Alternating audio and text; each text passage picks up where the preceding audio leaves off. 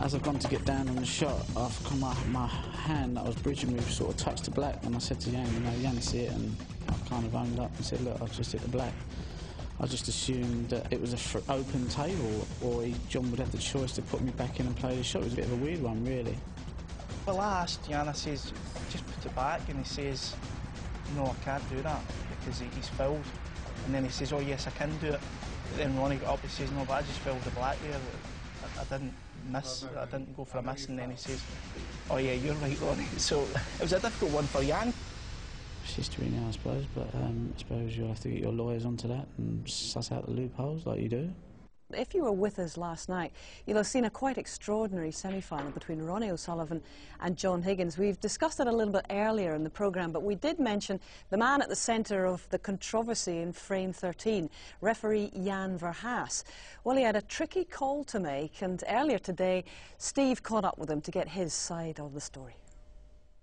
Well, I'm delighted to say I'm here with Jan Verhaas, who was at the centre of one of the most bizarre situations I've ever seen on the table. And in the studio, Jan, at the time, instinct said, you're either wrong or the rule's wrong.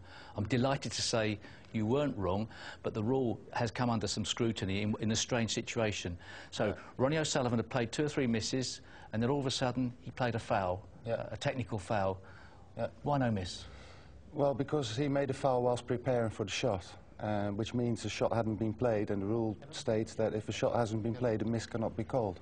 So all of a sudden, John Higgins' options are?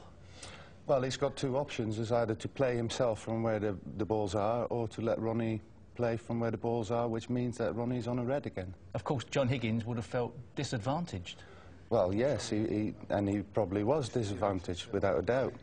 But it's an anomaly in the rule that, that needs to be readdressed. Obviously, this occurs when a player is on a colour trying to escape after putting a red.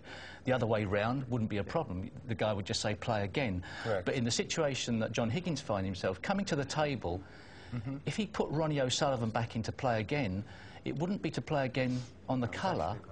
Ronnie O'Sullivan would be playing on the red. He would be playing on the red, yes. So would it be fair to say that the rule needs to be changed so that the player would be having to play a colour still? Definitely. I mean, there is a section 5 in the rule book, which covers the officials. There is a section which says that the referee is free to make a decision of fair play. And in hindsight, maybe I should have used that rule. But I didn't. I stuck by the letter of the law, basically. But it would have been tough to have called a miss when it wasn't a miss. That would have been. Well, I couldn't have called a miss. No, so because a stroke hasn't been played.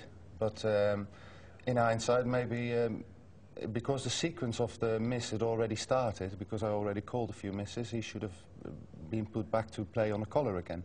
But the rule doesn't really cover that, so that needs to be addressed. Otherwise, players could accidentally make a technical foul. There is a flaw in the rule which can get a player out of difficult situations, and that should be definitely readdressed. It'll probably never happen again, though. Well, hopefully it won't. But it's one of them situations where there's no winners, really. I'm sure Jan would hope that it would never happen to him, certainly again, because it was controversial at the time, and for a while it looked like actually turning the match, or indeed certainly turning the situation in Ronnie's favour. However, as it was, John came through. Now that we've discovered there is a loophole in this particular law, what can happen? How do we solve this in snooker, John? Well, we're talking to Steve about it before, and sometimes a law like this is actually more difficult to implement, isn't it? You're having a good chat with Jan as well, off air there as well. And it's actually difficult to stick it in the rule book.